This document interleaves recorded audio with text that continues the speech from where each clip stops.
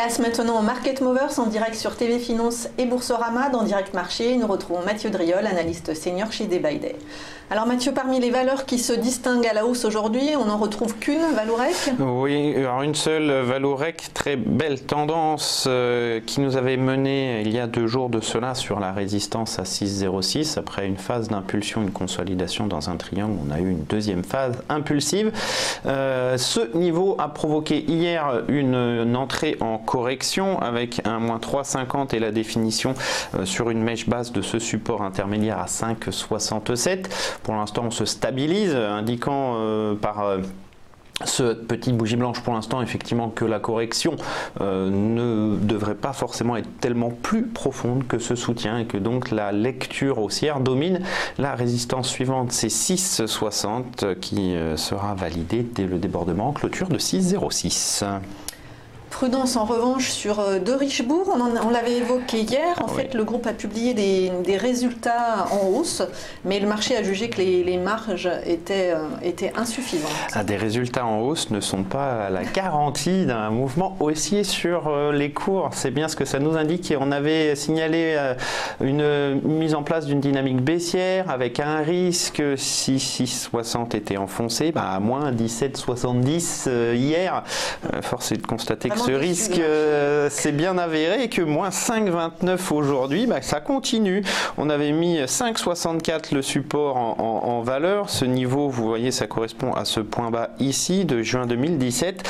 Un niveau que l'on est en train de travailler à l'heure actuelle. C'est aussi le haut d'un gap haussier qui avait déclenché cette belle phase de hausse. Donc c'est un niveau sur lequel on doit retrouver en tout cas des acheteurs. Donc c'est pour l'instant ce que nous montre la petite mèche basse du jour. Mèche basse veut dire que des acheteurs se manifestent et reprennent un petit peu la main. Donc la bougie sera très importante puisque si effectivement on casse en clôture ce niveau des 5,64, on n'a pas de niveau avant 4,76, quasiment encore 1 euro en dessous. Donc méfiance, on commence à avoir quand même de la vitesse sur le titre, enchaîner des moins 18 et des moins 5, moins 6, moins 8 derrière, c'est jamais de très bons signes pour l'avenir des cours. Prudence également sur BIC. Alors BIC, c'est une autre histoire. C'est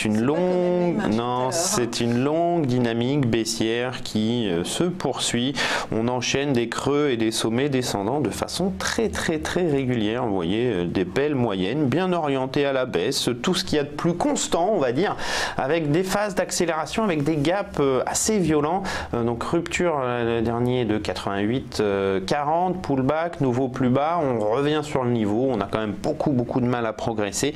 Cette zone des 88 est une zone qui doit d'une certaine façon relancer la tendance. Pour l'instant, je n'ai ni figure de retournement, ni dérapage excessif très violent, vous voyez, qui pourrait mettre un terme. On ne franchit aucun sommet descendant, donc la lecture reste une lecture baissière.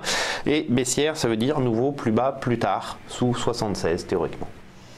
Prudence aussi, enfin, sur JC Decaux.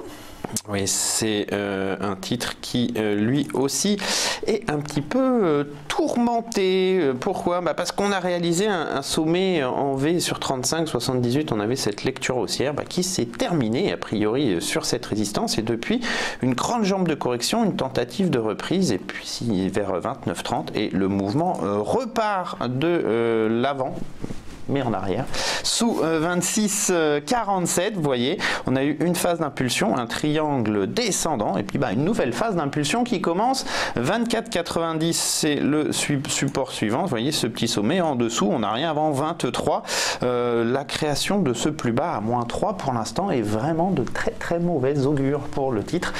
Attention à une nouvelle phase d'accélération baissière un petit peu puissante.